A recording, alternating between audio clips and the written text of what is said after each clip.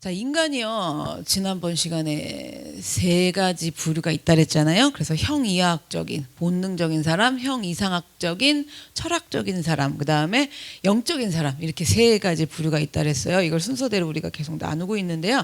지난 시간에는 이제 형이하학적 인간으로서 본능적인 삶을 살아가는 사람들, 그래서 하나님이 내버려 둠심을, 하나님의 내버려 둠을 당하는 그런 진노 가운데 있는 이야기들을 나누었고, 이제 로마서 2장으로 넘어왔어요. 2장에서는 이제 형이상학적인 사람들로 이제 좀 다루고자 하는 게 아니라 그 2장에서 다루고 있습니다. 그래서 형이상학적 인간은 철학적인 인간이라 그랬잖아요. 근데 철학적인 인간에도 세 가지 부류가 있어요. 이걸 계속 할 거예요. 근데 어떤 세 가지 부류냐면 도덕주의자, 그다음에 양심주의자, 그다음에 형식주의자, 이렇게 되는 거예요. 도덕, 양심, 형식주의자. 꽤나 철학적이죠. 그래서 오늘 특히 본문 로마서 2장 1절에서 5절까지는 도덕적인 인간, 그러니까 도덕주의자의 특징에 대해서 말해주고요. 그럼 금요일 날은 그 사람들이 당하는 이제 쌓아놓은 진노는 무엇인가 이렇게 해갖고 나가서 계속 순서대로 나가는데요. 먼저 1절에서 5절에는 도덕주의자예요. 도덕주의자들의 특징이 뭐냐? 남을 판단하면서 자기도 같은 일을 행한다라는 거죠. 이게 2장 1절에 그대로 나와 있습니다. 그러므로 남을 판단하는 사람아 쭉 건너뛰고요. 내가 같은 일을 행함이니라. 내가 너를 정죄함이니 판단하는 내가 같은 일을 행함이니라. 이런 사람이 이제 도덕주의자의 특징이에요. 그래서 여기 보면 판단하는 사람아 그랬잖아요.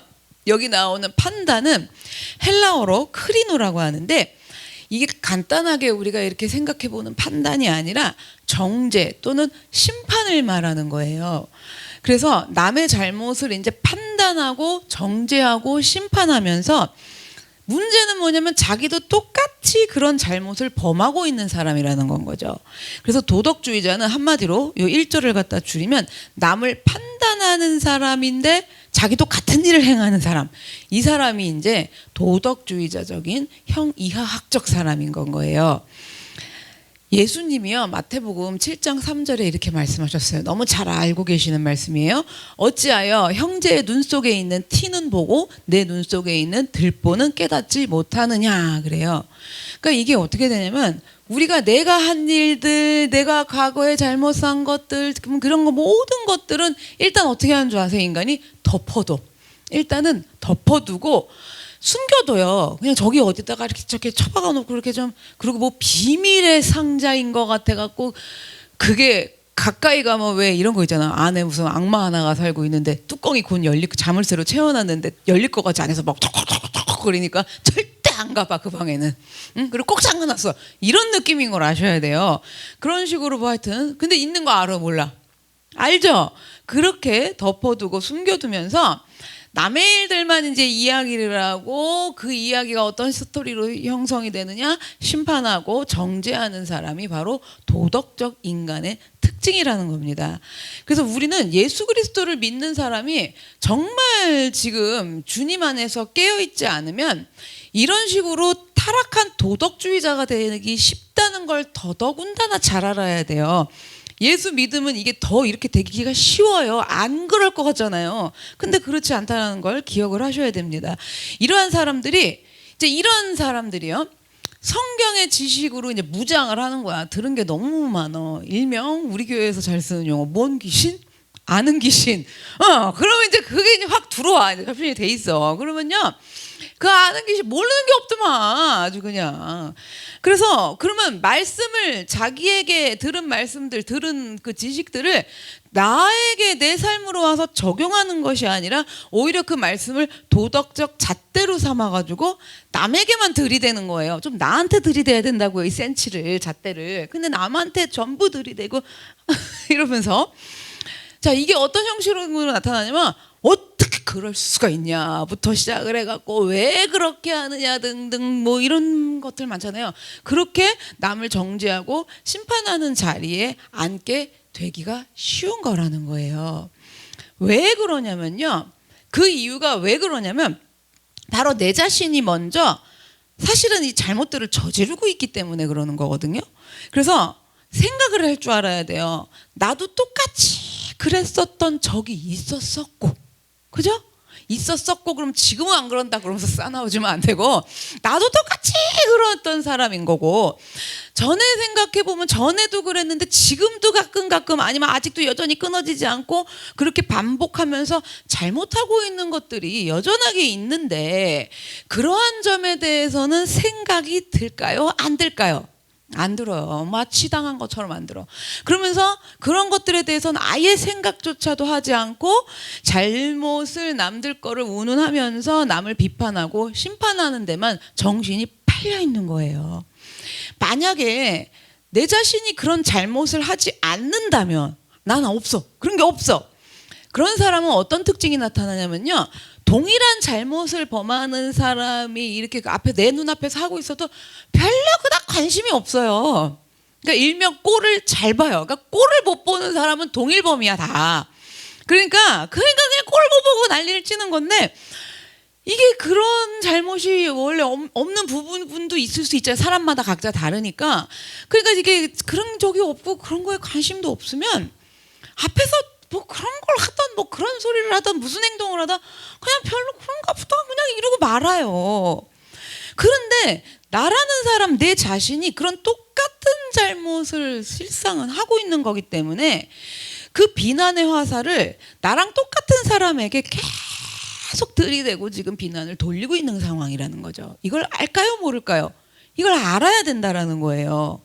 이걸 아는 게 중요하다라는 건 거죠. 안 그런 사람, 그런 죄를 지은 적이 없는 사람 되는 게 아니에요, 우리는.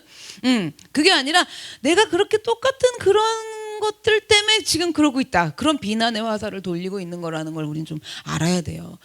그래서 제가 전에도 항상 말씀을 많이 드렸었어요. 막 무슨 뭐 사형수 뭐 이런 사람들 지나가면 그 사형 그 법원에서 나오면 거기 와갖고 막 계란을 던지면서 사형시켜라, 막 사형시켜라, 이 쳐 죽일 XX 막 이러고 막 난리를 치는데, 저는 그거가 그러니까 그러면 제가 그 사람들을 뭐라 그러면 지금 이 사형수 말고 이 난리치는 사람 편든다고 저한테 뭐라 그럴 텐데, 제 얘기가 그 얘기가 아니에요. 지금 그건 아니에요. 왜냐하면 사회적 분위기도 또 보자고요. 권력 있는 사람들에 대해서 무자비하게 잡아 죽이고 신랄하게 비판해요. 연예인들도 누구 하나 딱 뭐 하나 체크됐다 이러면요 신랄하게 비판하고 난리를 치고, 하여튼 뭐 남녀노소 권력자 뭐 연예인서부터 정치인서부터 누구서부터 시작을 해갖고 그런단 말이에요. 요즘에는 그렇게 하기가 더 좋아졌어요. 막 댓글에도 어마어마하게 막 써 올리니까. 그래서 정말 하는 얘기들을 보고 말하는 걸 보면요, 무섭게들 비판을 하고 고발을 하고 비난을 해요. 그 사람들은 왜 그러냐면, 예를 들어서 권력을 가진 사람, 예를 들면 정치인을 갖고 막 그런다. 그러면 그 권력을 가진 사람들, 권력가들 못지않게 그 난리치는 사람은 왜 그러냐면, 그 권력에 대한 관심이 높고 권력에 대한 탐욕이 강한 사람이어서 그러는 거예요. 그런 게 아예 없어. 그러면 그래요, 안 그래? 안 그런다니까요. 관심이 없어. 권력가가 뭘 해먹던 말던 뭘 어떻게 하던. 근데 내가 관심이 많고 내가 그 권력욕이 욕심이 많아가지고 그런 거예요. 그런데 여러분, 지금 그렇지 않다면은 권력가에게 조금의 긍휼한 마음도 없이 그렇게 맹목적으로 비판을 그런 식으로 그렇게 무자비하게 할 수는 없는 거예요. 그렇게 권력을 가진 사람들을 신랄하게 비판을 하면서, 이건 어떤 형태냐면 나를 우상을 만드는 거예요. 제가 계속 우상 만드는 거 찾아야 된다 그랬잖아요. 그 도덕주의자적인 사람은 세상에 나는 법 없이도 살았는데 니들이 그럴 수가 있냐예요, 이게 지금. 그러면 이게 뭐냐면 이런 형태가 뭐냐면 나를 철저하게 우상 만드는 거예요. 그럼 나를 우상 만들어서 하나님 되고자 함인데, 이건 뭐냐면 그 선악과를 먹는 건 거죠. 그러니까 이제 그런 권력가들만 보면 앞에서 탐스럽기도 하고 보암직스럽기도 하고 먹음직스러워하고 비판과 신랄하게 하고 먹어야 돼, 구집이 선악과. 먹어서 어떻게 하느냐? 나 스스로를 우상을 만들어야 되는 거예요. 이게 어떤 우상을 만드는 거냐면, 그렇게 난리를 치고 비판을 하고 그냥 까재껴가지고 권력을 나도 사실은 갖고 싶은데 안 갖고 싶은 척해. 그런 거 관심도 없는 사람이고 그냥 아주 뭐 도덕적인 사람처럼 행동을 하거든요. 근데 막상 가져보지 못한 내 자신을 내가 그렇게 난리를 치고 비판을 하면서 다른 사람들을 놓고 나를 영웅스럽게 보이기 위한 심리예요, 이거. 그래요, 안 그래요? 표정이 왜 그러세요? 지금 왜 저렇게 말씀을 저렇게 하시는 거야? 이러신 분들 도덕주의자야 지금 다. 그래 안 그래? 설교했는데 저렇게 말씀하실 수가 있어. 이거 다 도덕주의자야 이거 지금. 어? 그렇잖아요. 제가 말씀으로 치면 여러분보다 조금 더 권력을 가졌잖아. 그러니까 뭐 말만 어떻게 저렇게 말할 수가 있나? 이거 전부 도덕주의자인 거예요, 여러분. 그러니까 그렇게 해갖고 그러니까 막 정치인들 갖고 난리치고 이런 사람들 보세요. 그렇게 해가지고 선동을 하고 사람들한테 해제껴갖고 날 어떻게 보이고 싶은 거라고요? 그만큼 안 되니까 날 영웅스럽게 보이고 싶은 건 그런 방법이에요. 그 한 방법이라는 건 본인도 뭔가 알고 하는 건지 모르고 할 수도 있고 알고 하는 걸 수도 있어요. 그러니까 또 이제 재벌 싫어하고 또 부자 싫어하고 또 공부 많이 하고 학벌 좋은 사람 싫어하는 사람 부류들이 있어. 그 사람들 보면 또 꼴을 못 봐. 그래갖고 거기서 뭐 하나만 딱 걸려. 티끌 하나 걸리는 거죠. 딱 걸리면은 비판을 하다면서 무지막지할 정도로 심판을 가해요. 그래갖고 자살들을 하잖아요. 막 연예인들도 어쨌든 그렇게 갖고 심판을 가하고 있다면 여러분 결론은 둘 중에 하나인 거예요.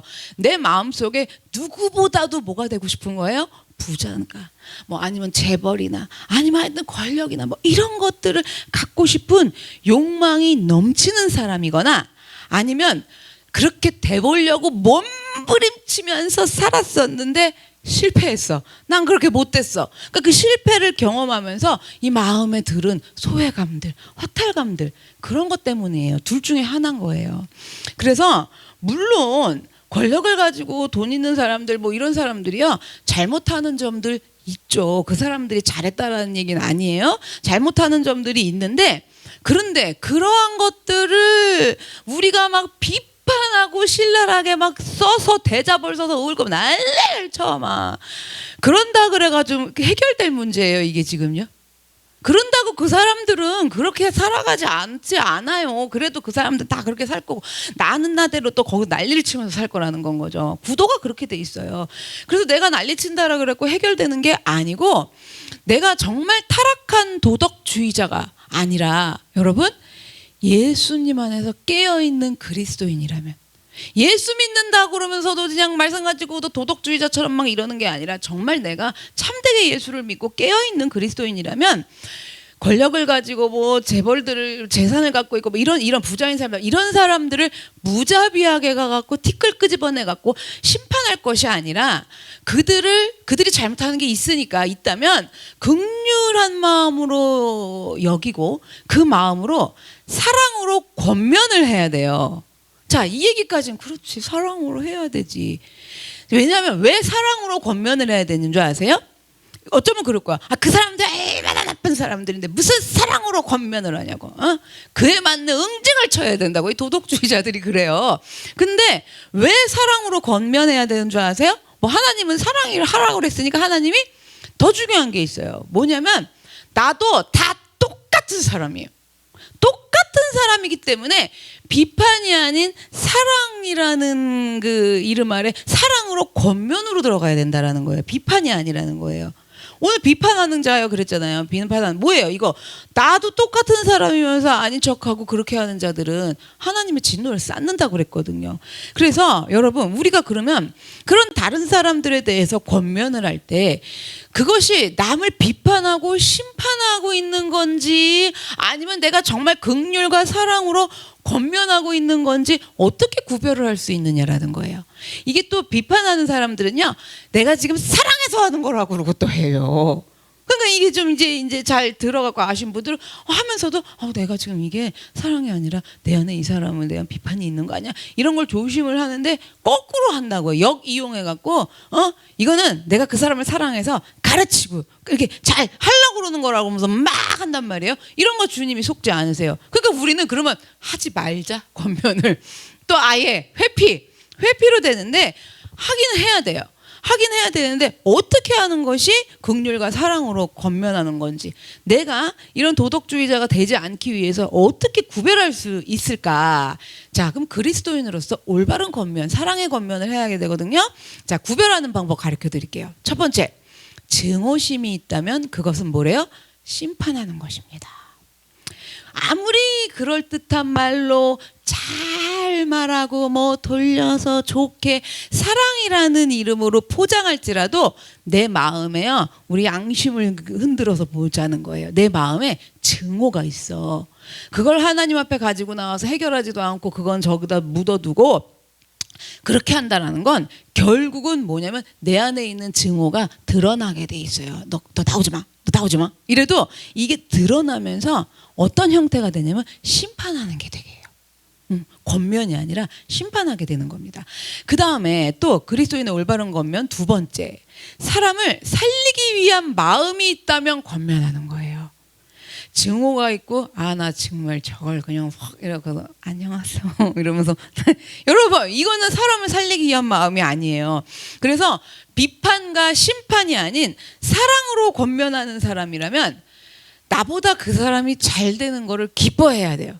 근데 우리 한 지난 시간쯤에 말했나, 나보다 잘 되는 걸 기뻐하지 않는 인간의 특징이 있다 그랬잖아요.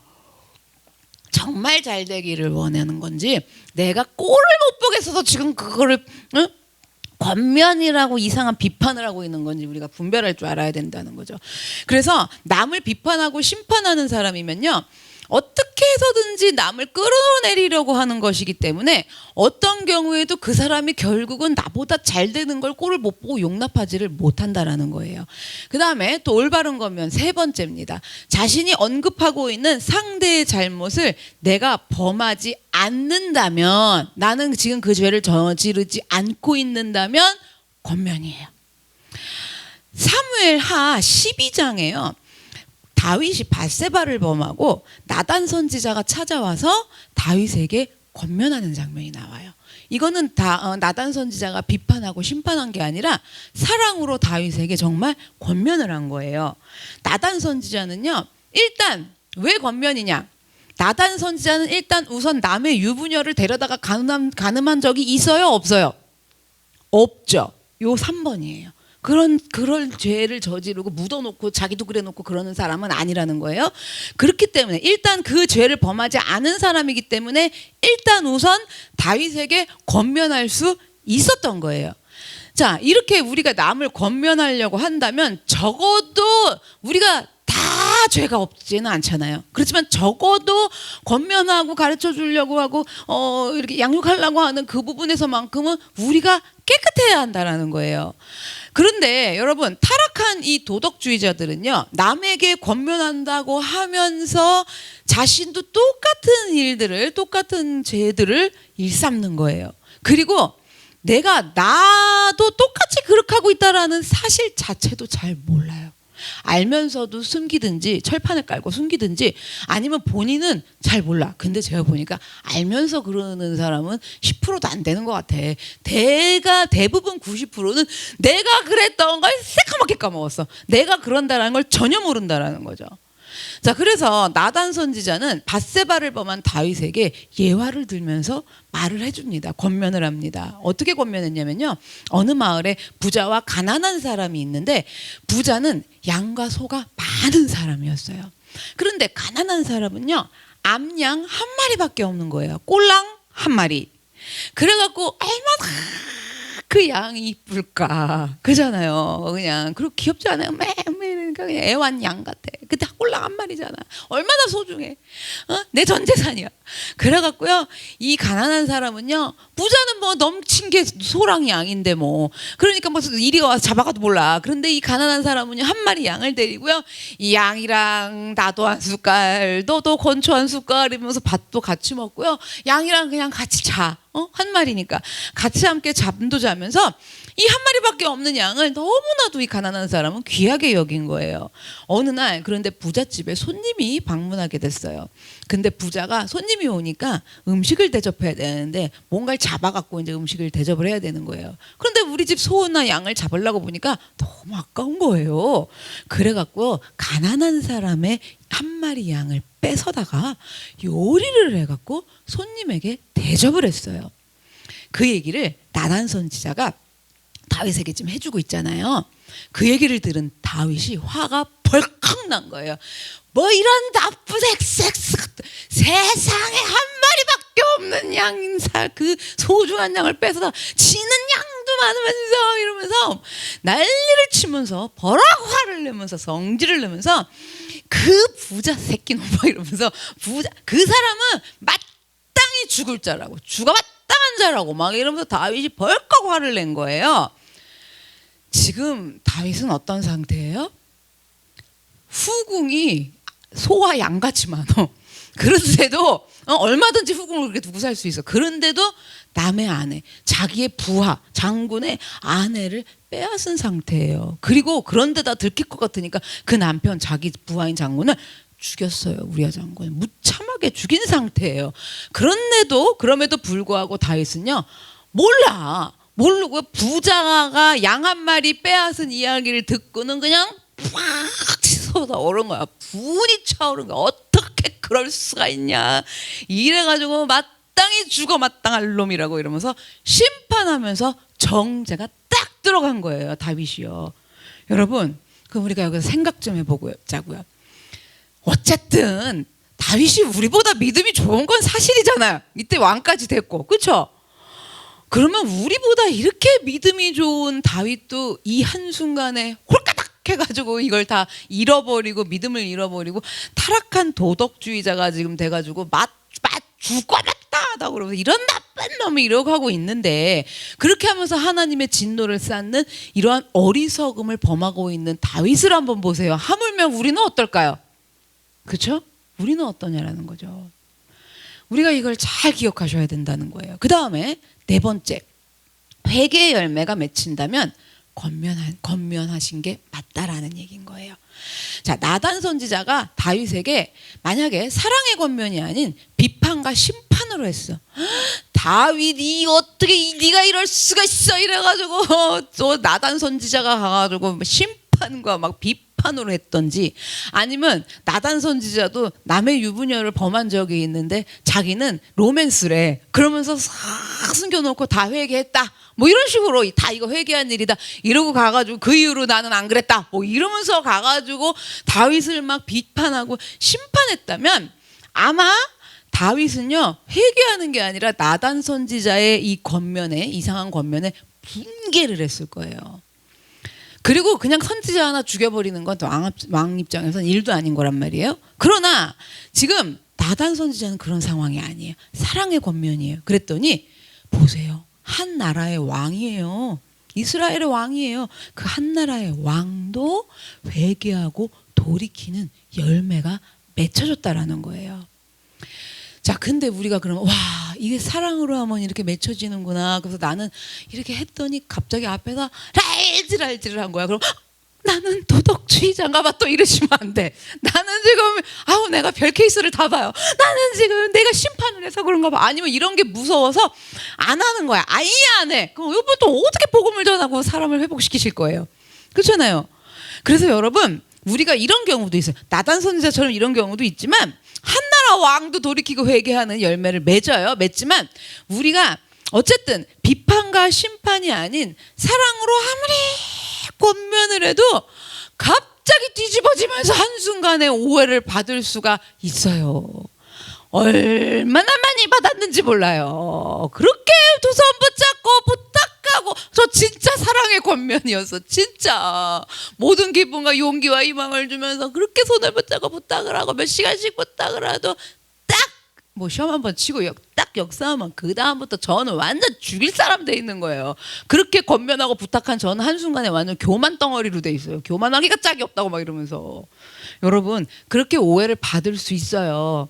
받을 수 있는데 그러나 결론은 뭐냐 우리가 내가 이게 사랑의 권면을 하는 거지 비판과 심판이 아니기 위해서 우린 노력을 해야 되는 거고 어떤 노력을 해야 돼요? 나를 돌아보고 점검하면서 사랑으로 권면하는 우리는 그 복음을 전하는 사람이 돼야 되잖아요. 그러니까 나를 날마다 돌아보고 내가 어떤 사람이었는지 주제 파악하는 게 너무 중요하다고요, 여러분.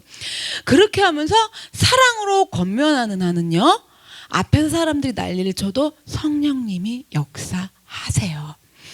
성령님이 역사를 하시는데 지금 당장 하시냐, 한 달 있다 하시냐, 5년 있다 하시냐, 10년 있다 하시냐, 그건 우리 권한이 아니에요. 그렇잖아요.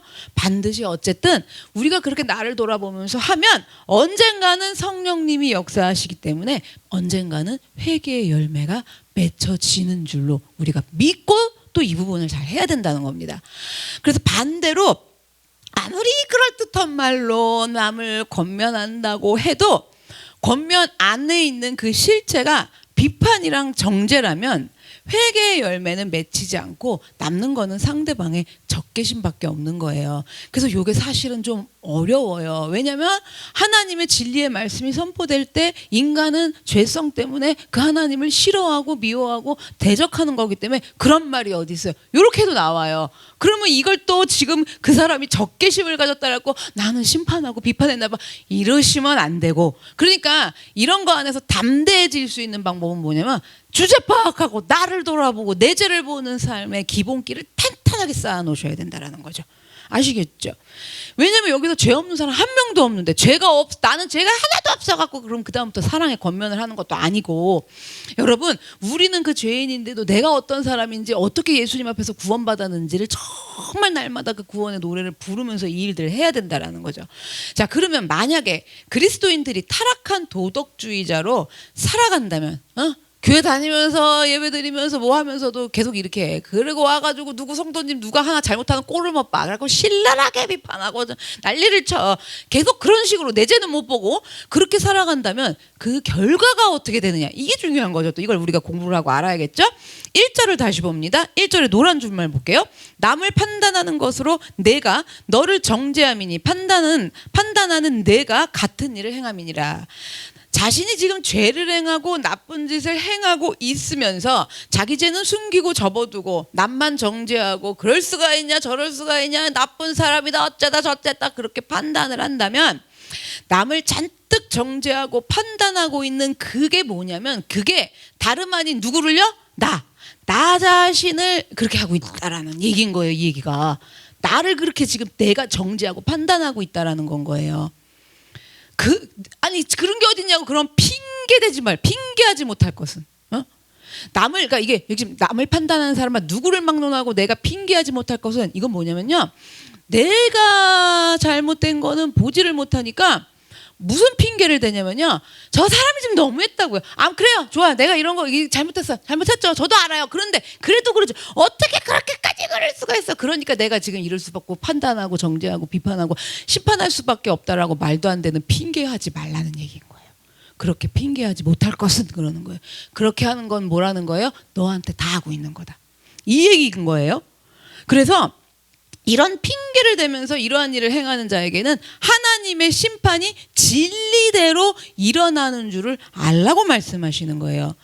2절을 볼게요. 자, 2절 보세요. 이런 일을 행하는 자에게는 하나님의 심판이 진리대로 되는 줄 우리가 아노라. 그러니까 여러분 지금 자기 건 그렇게 남겨놓고 온 핑계 대면서 지금 저 사람이 너무 그래가지고 그런다부터 시작해 온갖 핑계를 다 대가지고 그러는데 핑계 대지 말라 그래서 그건 너가 너한테 하는 거라고, 니도 그 똑같은 사람이니까 너가 너한테 하는 거라고 그렇게 하는데도 그것도 그 말씀이 그런 게 어딨냐 그러면서 이러한 일을 행하는 자에게는 뭐래요? 하나님의 심판이 진리대로 되는 줄 우리가 아노라 그러는 거예요. 심판이 진리대로 되는 줄 알래요. 이게 무슨 말이냐면요, 심판이 진리대로 되는 줄, 자, 하나님의 심판이 마땅히 임할 수밖에 없다는 걸 알아라, 이 얘기인 거예요. 심판이 마땅히 임할 수밖에 없대요. 여러분 너무 무서운 말이잖아요. 근데 지금 그걸 알고 해요? 모르고 해요? 알아도 하고 몰라도 해요. 왠 줄 알아요? 너무 화가 나가지고 여러분.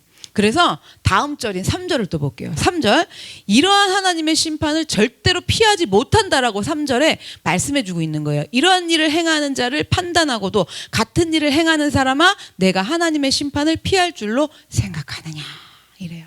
너무 화가 나갔고요. 심판 그냥 당할 거예요 이러고 하는 사람도 봤어요 저는. 네, 정말로. 그래서 자기 죄는 보지도 못하고 자기 죄 잘못한 거 자기 죄는 볼 생각도 없어요.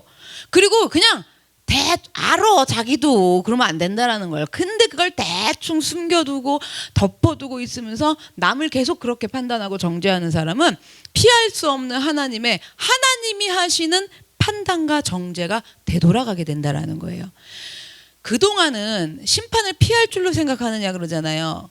그러면 심판당하기 전에는 그렇게 살고 또 숨기고서 신랄하게 비판하고 정죄하면서 살 수 있었는지 몰라도 하나님이 잣대를 드시는 거예요. 이제 이 사람이 들고 다니다가 이제 누가 들어요? 하나님이 잣대를 드시면 여러분 이거 어디를 가도 내가 어디다가 숨겨놓고 이렇게 하고 있어도 내가 그럴 만한 사정이 있었다고 무슨 핑계를 단다 해도 하나님이 잣대를 드시면 그 심판을 모면할 수 없다라는 거예요.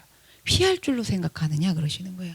그래서 하나님께서는요, 아니 왜 이렇게 남을 판단하고 정죄하고 비판, 심판하는 사람들을 이렇게 무섭게 피할 수 없는 심판이라잖아요. 이렇게까지 하나님이 대하실까 궁금하지 않으세요? 이유가 뭔 줄 아세요? 왜 그러는 줄 아세요? 피할 줄로 생각하느냐 이렇게까지 무섭게 말씀하시잖아요. 그러시는 이유는 뭐냐면요, 이건 영모라서 그래요. 뭐라고요? 영모. 하나님에 대한 반역이기 때문에 그래요.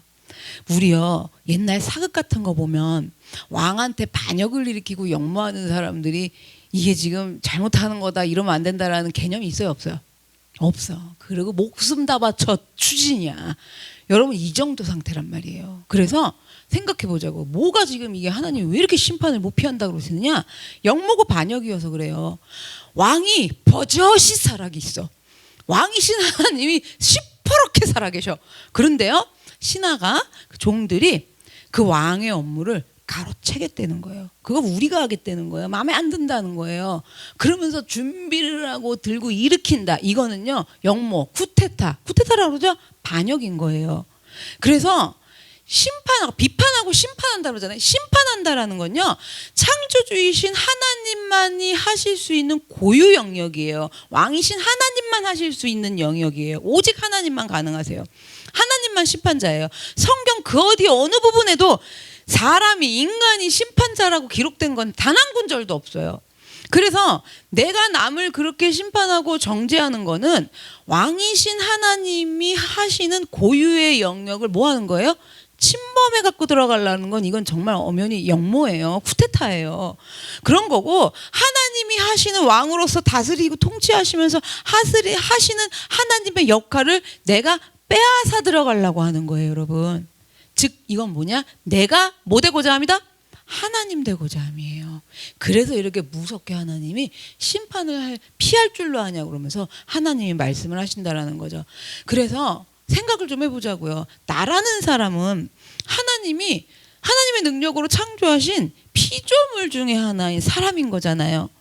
그런데 자, 이 다른 사람도 하나님이 창조하신 피조물이잖아요. 그 사람을 하나님 창조한 피조물인 내가 하나님 돼가지고 비판하고 심판하면서 반역을 일으켜갖고 똑같은 피조물인데 여기를 비판하고 심판하면서 내가 그렇게 하나님 되고자 하는 건데 지금 그 영역을 들어가고자 하는 건데 그러한 사람은 심판을 피할 수 있는 방법이 없어요. 그래서 피할 수 없는 심판이 따를 수밖에 없다라는 걸 우리가 오늘 알아야 된다는 겁니다. 4절로 넘어갑니다. 혹 내가 하나님의 인자하심이 너를 인도하여 회개하게 하심을 알지 못하여 그의 인자하심과 용납하심과 길이 참으심이 풍성함을 멸시하느냐 그래요.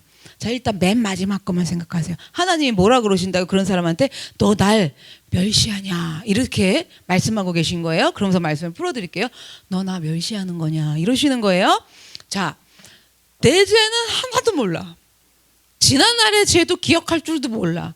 어디서 구원하셨는지도 모르고 거기서 용서해 주셨는데도 또 잊어먹었어.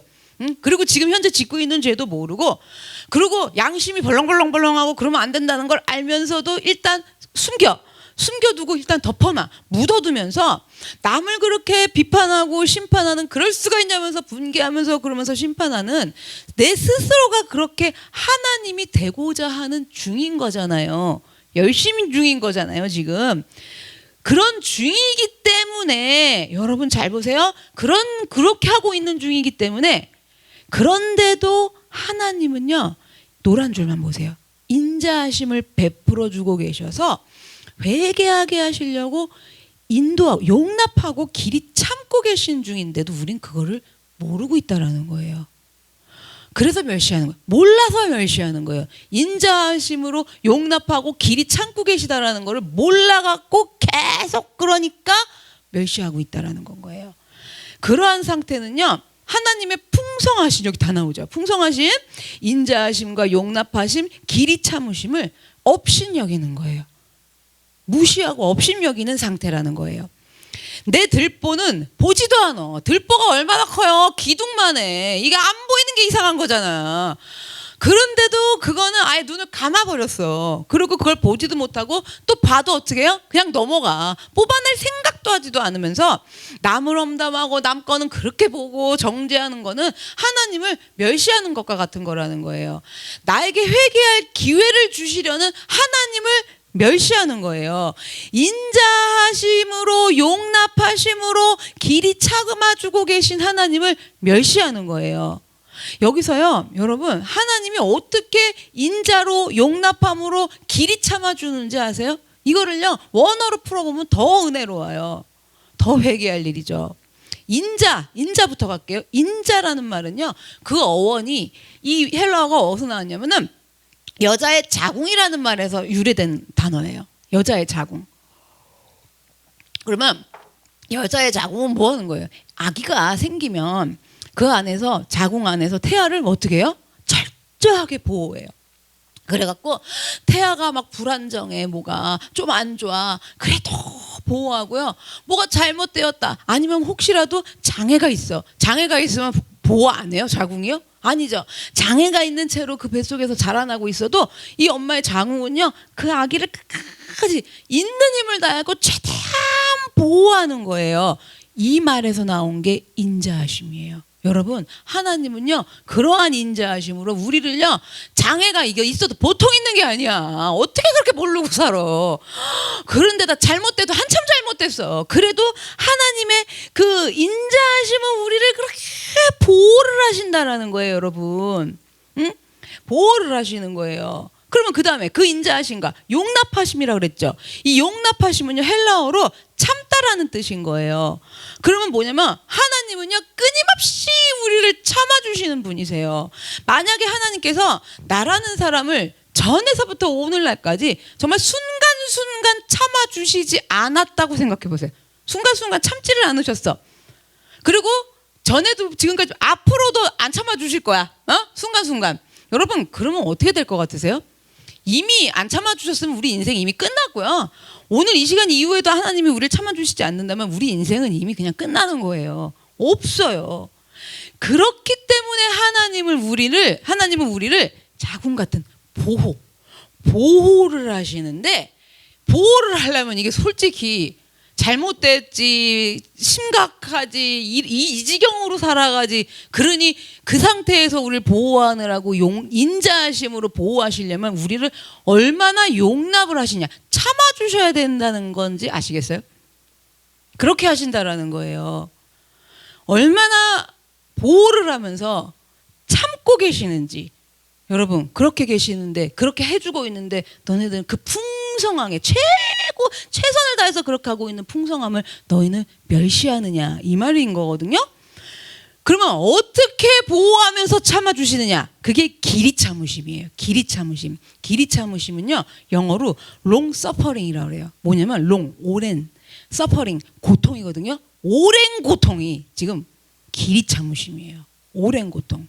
그래서 하나님이 우리를 보호하시려고 참으시는데 어떻게 하시냐면은 오래도록 고통스러워 하신다라고 좀 생각하시면 돼. 나 같은 이렇게 지금 천재를 몰라. 응? 그러면서 모든 비판과 심판을 하고 다니면서 신랄하게 그러고 있는데, 그러고 있으니 지금 그렇게 잘못돼도 그렇게 이상한 그렇게 막날처럼 장애처럼 그렇게 하고 있어도 이 하나님의 자궁 안에서 보호하는 인자하심으로 보호를 하시면서 용납으로 참고 계신데, 이게 하루 이틀 하는 게 아니라 전에도 지금도 훗날까지 다 해갖고 길이 참으시는데, 하나님은 사랑이 많으셔갖고 하나도 아무렇지도 않게 참으시는 게 아니라 오랫동안 고통스럽게 참으신다라는 거예요. 참는다는 건요, 우리 근데 솔직히 참아봐서 알잖아. 힘들어요, 안 힘들어요? 참는데 기분 좋으신 분 있으세요? 힘들어요. 죽을 것 같단 말이에요. 그 참는다는 것 자체가 고통이에요. 여러분, 이거 한번 생각해 보세요. 하나님 입장에서 생각해 보자고요. 내가 하나님 입장이라면 내가 아닌 누구 상대방이 큰 잘못을 저지른 거야. 자, 만약에 내 남편이 그랬어. 아니 뭐 내 아내, 배우자가 저질렀어. 큰 잘못을.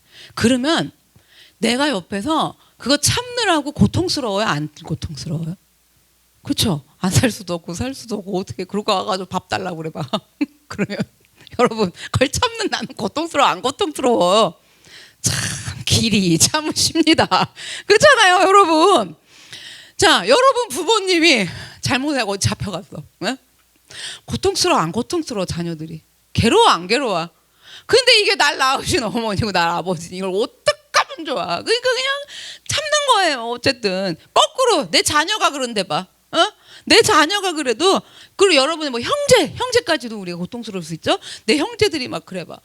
와, 그러면 이게 옆에서 있는 이 사람이요 너무 고통스러운 거예요. 그런데다가 와가지고 뻔뻔하게 실이 뭐 빡달라고 그러든지 뒤집어 엎는다든지 내가 그럼 이번에 처음에 언제 또 그런 적 있냐고 그러고 난리를 친다든지 적반하장으로 나온다든지 잘못한 기색은 하나도 없어. 기도 하나도 안 죽어. 그러면 옆에서 이렇게 밥 줄 때 길이 고통스러우세요? 안 고통스러우세요? 그렇죠? 하나님이 그러시다고요.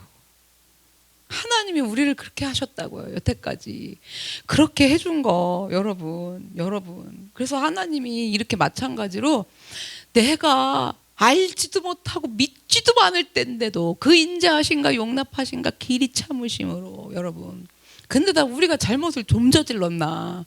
근데 지금도 이렇게 뭔 잘못일까? 이런 분들은 아직도 길이 참아주고 계세요. 이렇게 모른다고요. 그러면 하나님도 이렇게 나를 길이 참으시면서 하나님도 나 때문에 이런 오랜 고통인 거예요. 이런 오랜 고통으로 참으시면서 인자로 보호하시면서 용납으로 참으셨다라는 거예요. 오랜 고통으로. 그러면 하나님이 나는 왜 그렇게 고통을 감수하시면서 길이 참으시면서 참아주셨을까? 나는 왜 그랬을까? 여러분, 그리고 또 내가 비판하고 싶은 그 사람도 하나님이 그렇게 하고 계신 거죠. 나도 그랬으니까 이걸 알아야 되잖아요. 나는 믿음이 너무 좋아서 안 그런 줄 알아. 여러분, 그게 아니라 나도 그렇게 해주셨고 지금 저 사람도 하나님이 그렇게 지금 인자하신가 용납하심을 길이 참고 계신 거잖아요. 여러분, 그럼 하나님 왜 그렇게 오랜 고통을 감수하시면서 하나님이 그러실까? 왜 참아주실까? 여러분, 왜 그런 줄 아세요? 회개할 기회를 주시기 위해서 그러시는 거예요. 회개할 기회를. 그런데도 우리가 내 잘못을 볼 생각은 하지도 않고 회개할 생각은 하지도 않고 와 거기까지만 해도 좋아. 그냥 그렇게 하고 가만히만 있어도 그냥 환장하고 곧 길이 참으느라고 고통스러운데 자기 잘못한 거 이런 죄들은 대충 저기다 갖다 대충 묻어갖고 숨겨놓고 안 그런 척 그냥 뻔뻔한 척 이렇게 하고 있으면서 남들은 비판하고 비난하고 정죄하고 심판을 있는 대로 하고 다녀요. 여러분, 그러면 인자하시고 용납하시고 길이 참으시는 나에게 그렇게 해주셨던 하나님의 풍성하심을 멸시하는 행위와 이건 다를 바가 없다라는 겁니다. 멸시했을 때 로마 군사들이 예수님을 십자가에 못 박고 침 뱉고 채찍질하고 멸시한 자들이 그들같이 나라는 생각 해보셨어요? 이 사순절에 여러분 엄청 멸시한 거예요. 여러분, 사무엘상 2장 30절입니다. 그러므로 이스라엘의 하나님 나 여호와가 말하노라 그러시는 거예요. 하나님이요 나 여호와가 말하노라 이러면요 여기서 그냥 오래 참으심으로 그냥 하나님이 말씀하신다고 좀 느낌을 가져보세요. 이스라엘 하나님 나 여호와가 말하노라. 잘 들어보세요. 내가 전에 너의 집과 너의 조상의 집이 내 하나님 앞에서 영원히 행하리라 하였으나 이제 나 여호와가 말하노니 결단코 그렇게 하지 아니하리라. 하나님이 작심을 하셨어요. 여러분, 이게 심판이에요. 그렇잖아요. 나 결단코 그렇게 하지 아니하리라. 나를 존중히 여기는 자를 내가 존중히 여기고 나를 멸시하는 자를 내가 경멸하리라라고 하나님이요 그렇게 결단코 하지 않겠다고 작정을 하셨어요. 이전에 내가 너와 너의 집, 너의 조상, 가문을 얘기하는 거예요. 자손대대로 내 앞에서 영원히 행하리라. 내가 그렇게 했는데 내가 결단코 그렇게 하지 않겠다. 날 존중히 여기지 않는 자를 내가 존중하고 나를 경멸하고 멸시하는 자를 나는 경멸하겠다. 하나님이 선언을 하신 거예요. 나 여호와가 말하노라, 나 여호와가 말하노라 이러면서요 분명하게 말씀하고 계시는 거예요.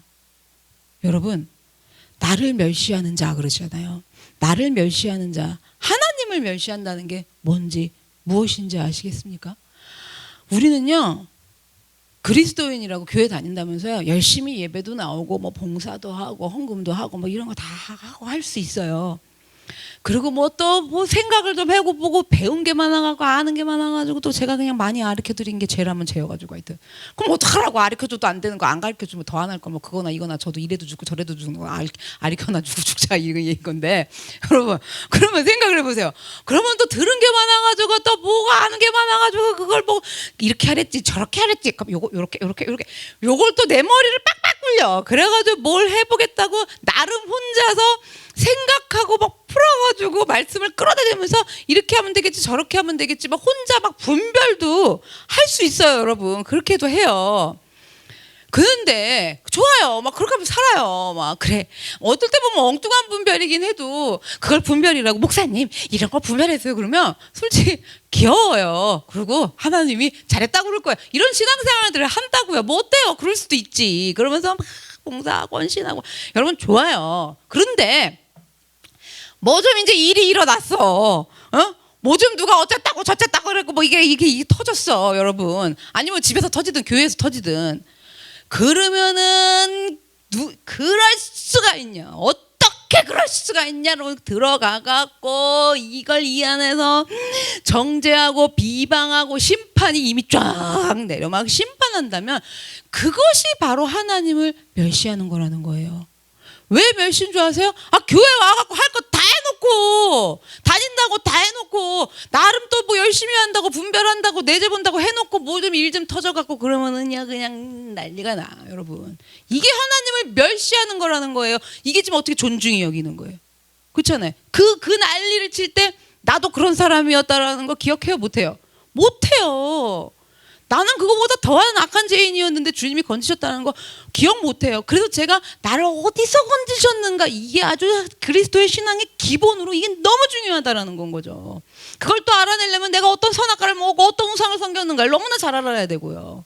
근데 아는데도 그래도 낼름낼름 먹어. 그럼 낼름낼름 또 먹는다라는 걸 알아가지고 그거는 멸시하는 거다. 이걸 알아야지. 그걸 그렇게 먹으면서 또 남 먹는 건 꼴을 못 봐갖고 왜 먹었냐고 신랄하게 비판을 해. 여러분 그런 자들 오늘 말씀하시는 거예요. 하나님이요. 꼴을 못 보면서.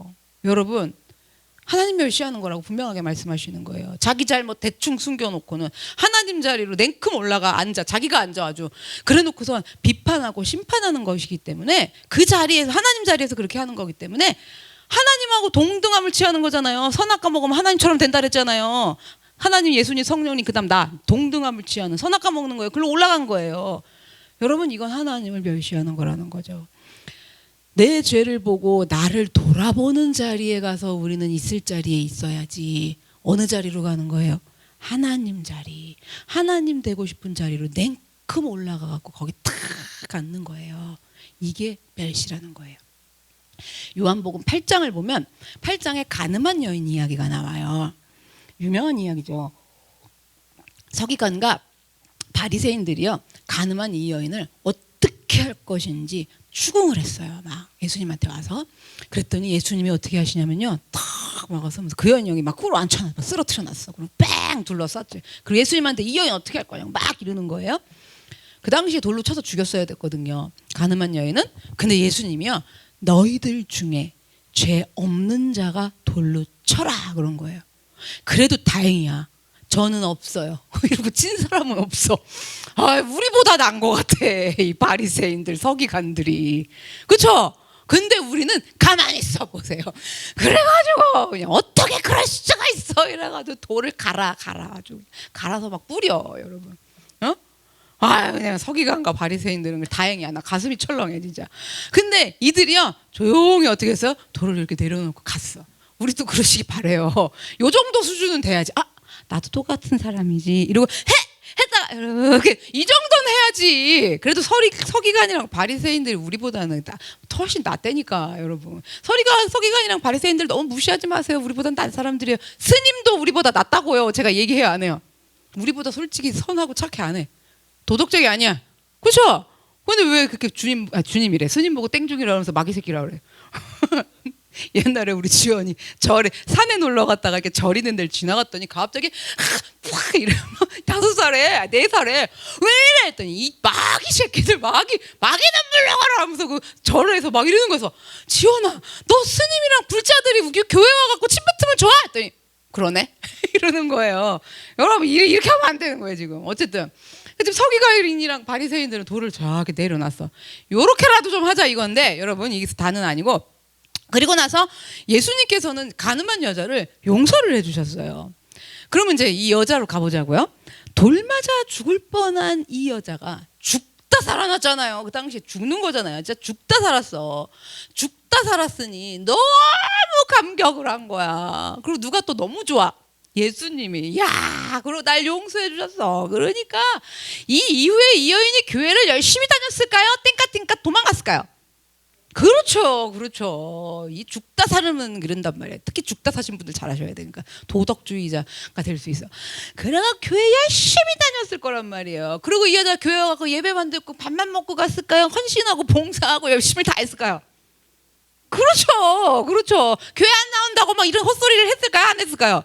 그런 소리도 안 해. 그리고 시험도 오면 어떡할까? 무조건 이기자 막 이러면서 했을 거예요. 그런데요, 만약에 이 여자가 열심히 교회를 다니면서 봉사를 하면서 그렇게 하고 있는데 어느 날 이제 자기 길을 보니까 그냥 어떤 옆에 있는 성도 하나가 있는데 그냥 어떤 남자를 보더니 그냥 눈을 막 이러면서 그냥 옆으로 가갖고 막 이러면서 막 음란함을 보이는 거야. 그런 여인들이 이렇게 포착이 되기 시작을 한 거예요. 그랬을 때 아니면 이런 거 아니더라도 뭐 하여튼 꼴 사나와 뭐 그랬을 때 이 여인이 이 간음했던 여인이 내가 어떤 사람이었는지 기억이 안 나.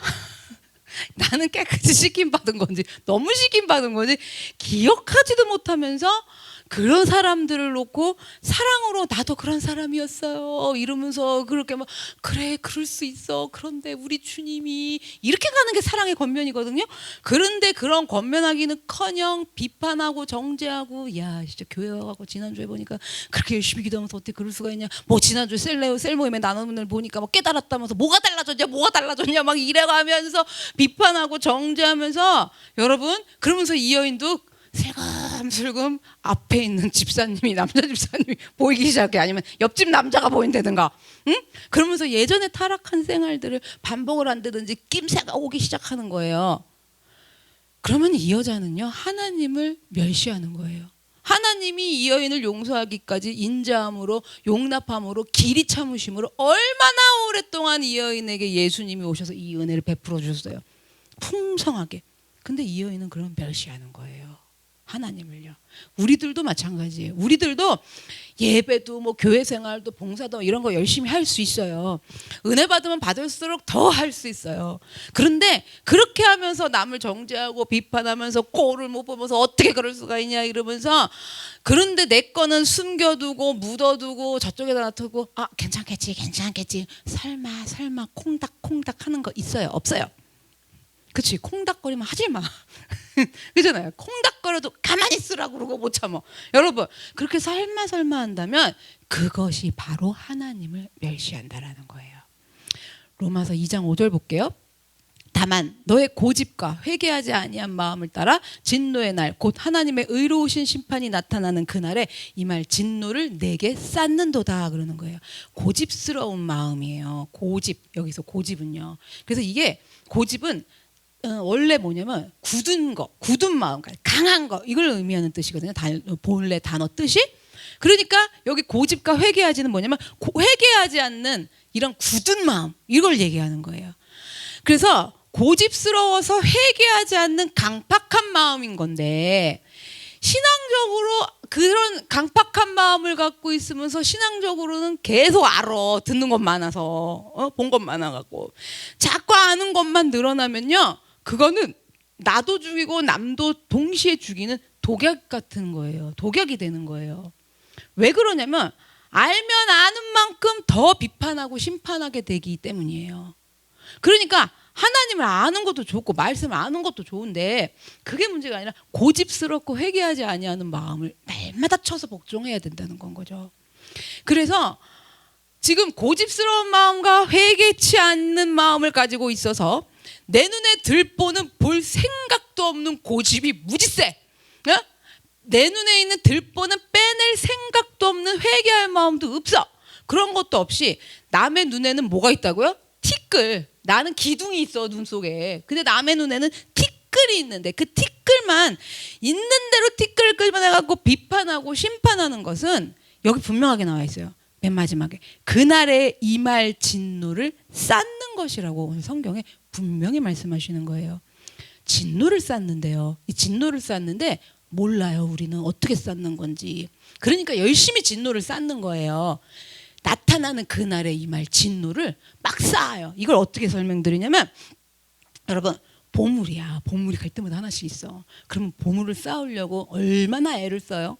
아무리 보물이 많아도 안 쌓는 사람 있어요?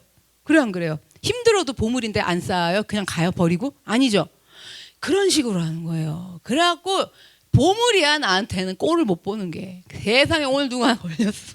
그러면 보물 그거를 잠도 안 자고 쌓고 그 다음날도 쌓고 집에 가다 쌓고 누구 지나가면 전화해서 붙들고 쌓고 보물이야 그 아까운 걸. 여러분 그러고 얼마나 애를 쓰는지 보셔야 돼요. TV 보다가 쌓고 드라마 보다 쌓고 뭐 유튜브에 댓글 보다가 붕괴하면서 쌓고 이걸 막 쌓아 여러분. 그래갖고 새벽부터 아침부터 늦은 밤까지 쌓는 거야. 이걸 보물인데 왜 안 쌓아? 내 보물인데. 쉬지도 않고 애를 쓰면서 쌓을 거라는 거죠.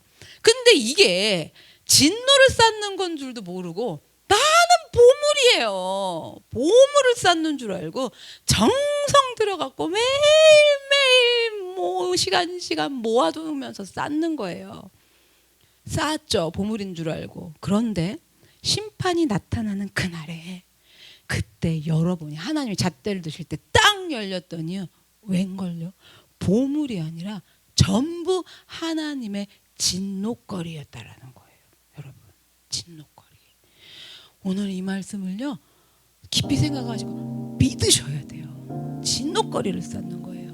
그러면 너무 표정이 좀 암울해요. 그냥 지난주부터 버려둔다고 그러고 심판한다고 그러고 우리 서연이 혜연이 친구가 왔는데 놀랄까봐 차 타고 오면서 내가 심판 얘기를 하거들랑 이러면서 축복의 심판인데 그건 아직 더 배워야 되고 그냥 이랬어요. 서연이한테는 너는 해당 사항이 없어. 그냥 이랬어요. 그리고 너가 버림받은 게 아니야. 넌 버림을 안 받았으니까 여기서 설교를 듣고 그죠? 무서웠다며. 설교를 듣고 들린다는 건 버림당한 자가 아니야.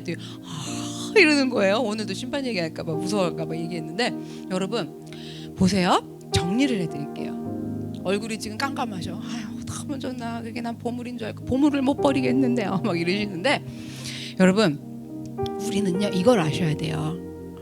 우리 사순절이잖아요. 예수님이요 우리 이런 진노에서 구원하시려고요 다 피 흘리셨고 매 맞으셨고 십자가에 죽으셨고 사흘 만에 살아나세요.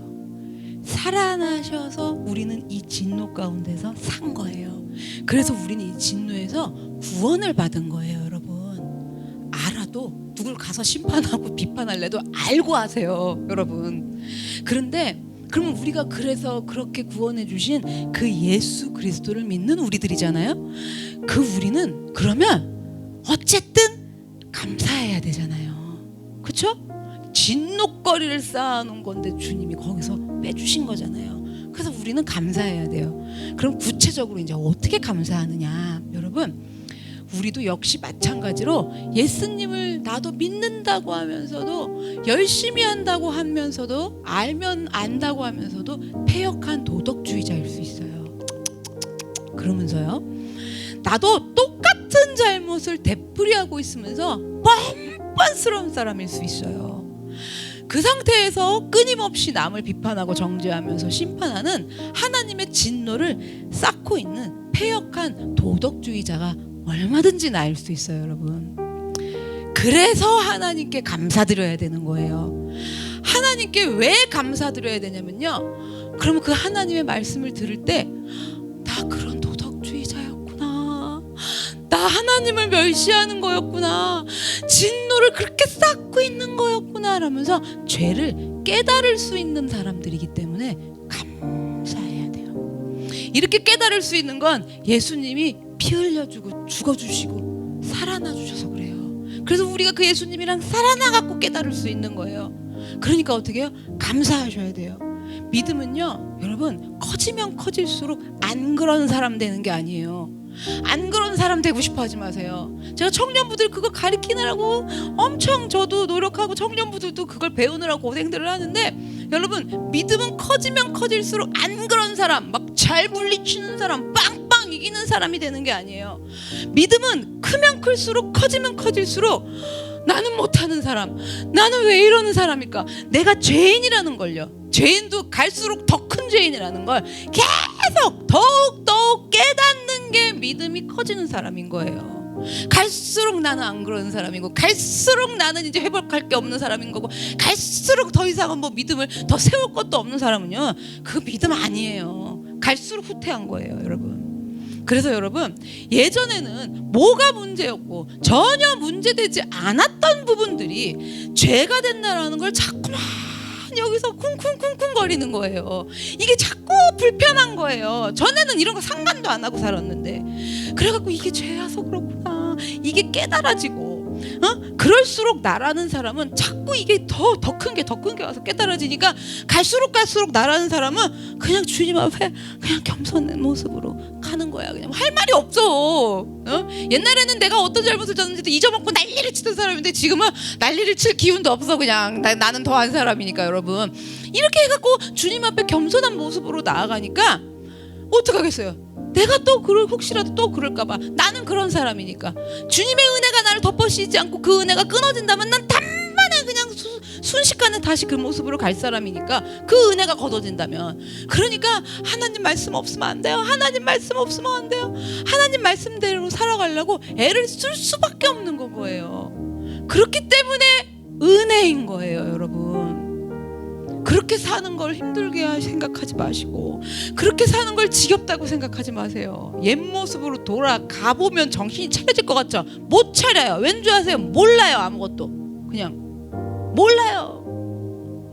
차라리 여기서 괴로운 걸 아는 게 은혜라는 건 거죠, 여러분. 여러분, 그렇게 살아가는 거기 때문에요, 그런 내가 된 것, 더 큰 게 보여갖고 나 말씀 없으면 안 돼. 옛날에는 이거보다 더한 것도 이렇게 했는데, 요즘엔 이거보다 더 훨씬 못한 것도, 하나님 앞에 이거를 말씀대로 살기가 더 힘들어, 이전보다. 여러분, 옛날엔 더 난리치던 건데 요즘은 별거 아닌 건데도 말씀으로 살기가 더 힘들어. 여러분, 이게 말씀으로 살라고 애쓰는 거예요. 믿음이 자랐다라는 증거예요. 그렇게 나의 나 된 것은 하나님의 은혜인 거예요. 나라는 사람도 그런 패역한 도덕주의자일 수밖에 없는데, 그래서 하나님의 진노가 나타나는 날에 쌓아놓은 진노가 다 쏟아질 수밖에 없는 사람인데, 그런데 한 가지 더 또 감사할 게 있어요. 말씀이 들리는 게 감사할 이유고요, 그래서 회개할 수 있는 게 감사한 이유고, 또 하나는 뭐냐면, 우리가 설령 말씀을 듣고도 깨닫지를 못해, 깨닫지도 못하거나 죄가 뭔지를 알았어, 내 죄가 뭔지를 알았어, 근데도 그닥 내 삶이 변하지도 않고 달라지지도 않는다거나. 여러분, 그런 거 있죠? 깨달아서 알았지, 근데 어떡해, 내가 안 달라지는 걸, 내가 안 되는 걸 어떡해. 여러분, 그래서 그냥 교회는 나오는데 이중적 생활을 해. 이중적. 이제 이중적 생활인지 몰라. 그렇게 하면 안 되는 거 알아. 이중적인 삶을 살아가고 있을지라도 감사해야 되는 이유가 있어요. 잘 들으세요.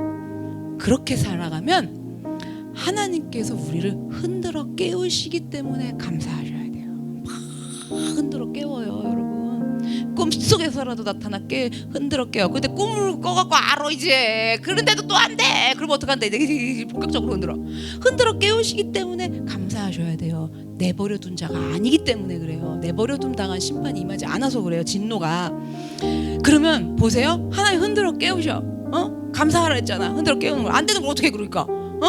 그래서 우리 흔들어 깨워주시니까 감사하는 건데, 하나님은요, 흔들어셔서 우리가 이런 삶을 정리를 하고 행하지 않을래 않을 수가 없도록 여러분 하나님의 방법으로 좋으신 방법, 탁월한 방법으로 우리를요 꺾으시기도 하시고 찢으시기도 하세요.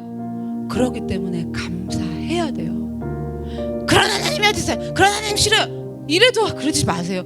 그거 내가 해도 안 돼갖고 주님이 꺾으시고 찢으셔서 흔드셔서라도 나를 그렇게 나의 나된 것을 하나님의 은혜로 끌고 가신다고요. 그래서 그것도 감사하셔야 돼요. 매 맞는 거 심판이에요. 감사하셔야 돼요 여러분. 그렇게라도.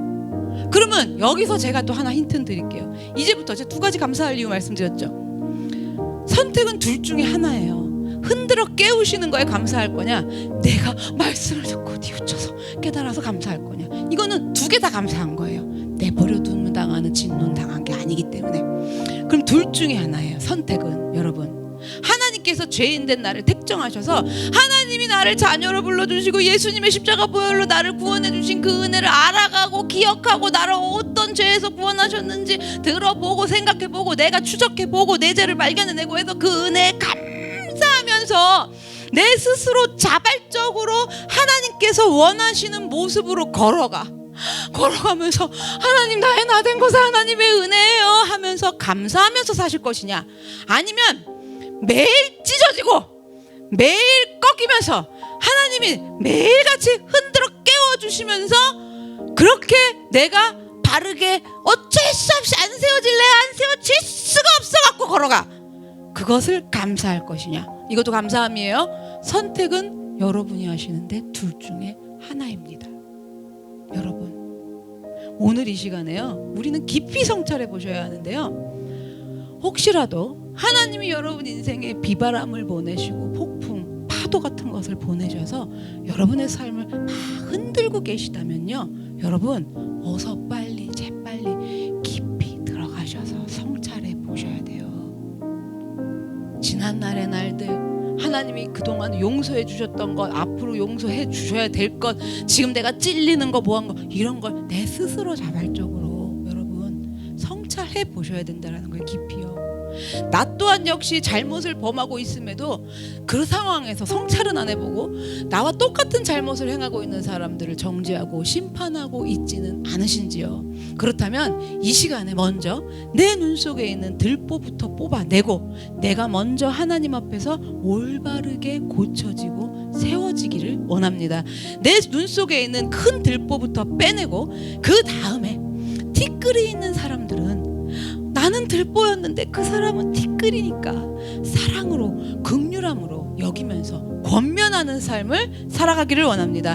내 눈 속에 들보부터 빼내고 다른 사람의 티끌도 사랑의 권면으로 빼내줄 수 있는, 그렇게 사람을 살리고 회복시키는 생명 있는 사람으로 살아가게 하여 주시옵소서. 내 눈에 들보는 빼내고 남의 티끌은 사랑으로 빼내주는 자리, 그 자리에, 바로 그 자리에 예수님과 내가 함께 동행하며 나아가는 자리인 줄로 믿습니다. 주님 우리를 도와 주시옵소서. 다 같이 주여 한번 외치고 기도하겠습니다.